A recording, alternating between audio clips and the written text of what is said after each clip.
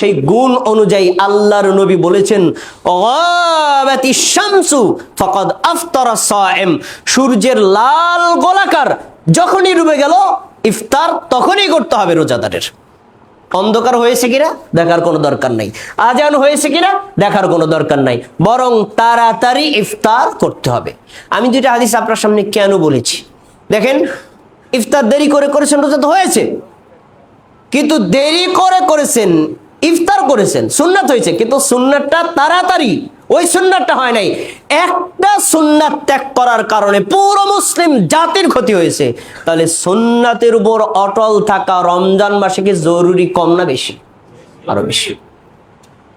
এজন্যই আমরা এখানে কড়াকড়ি করি, সুন্নাতের বাইরে কোনো আমল করা যাবে না। আরেকটা হাদিস আপনাকে মনে করাই দিস, আসছে শেষ দশকের সময় আলেমরা আপনাদেরকে শোনাবেন, রমজানে যতগুলো আমল আছে তার ভিতরে একটা ফরজ আমল হলো ফিতরা দেওয়া। ফিতরা দিবেন কি দিয়ে? একজন ব্যক্তি সে দৈনন্দিন যে খাবার খায় এই প্রধান খাবারের এক সা দেবে, যার পরিমাণ 2.5 কেজি বা 3 কেজি। আমাদের দেশের প্রধান খাবার ভাত, যার মূল হলো চাল। তাহলে আপনি যে মানের চাল খান 2.5 কেজি বা 3 কেজি চাল দিবেন প্রতি ব্যক্তির পক্ষ থেকে। আমরা ওইটাকে ডাইভার্ট করে নিয়েছি, কনভার্ট করে নিয়েছি টাকায়, তাই তো? আচ্ছা, মুআবিয়া রাদিয়াল্লাহু তাআলা আনহু যখন খলিফা হলেন, মসজিদের মেম্বারে তিনি খুতবারত অবস্থায় সাহাবীদের সামনে বলছেন, আমি সিরিয়ায় থাকি, সিরিয়ায় গম হয়, মদিনায় গম কম হয়, মদিনায় খেজুর বেশি হয়। আমার মতামত হলো তোমরা যদি 1 সা খেজুরের পরিবর্তে অর্ধ সা গম দিয়ে আদায় করো হয়ে যাবে। তিনি একটা যুক্তি দিচ্ছেন, যেই যুক্তির মাধ্যমে খাবারকে অর্ধেক করছেন এবং খাবার অন্য খাবার দিয়ে দিতে বলছেন। তখনই আবু সাঈদ খুদরি রাদিয়াল্লাহু তাআলা আনহু বলছেন, তার মন্তব্য আমি আরবি এবার বলছি, ফালা আসালু উখরিজুহু কামা কুনতু আখরুজুহু আবাদান মা ইশতু।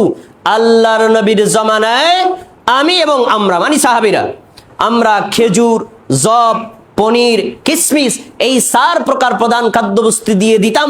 আমি যত দিন বেঁচে থাকি এগুলো দিয়ে দিব, অন্য কোনো খাবারে দিয়ে দিব না, আর অর্ধ সাও দিব না।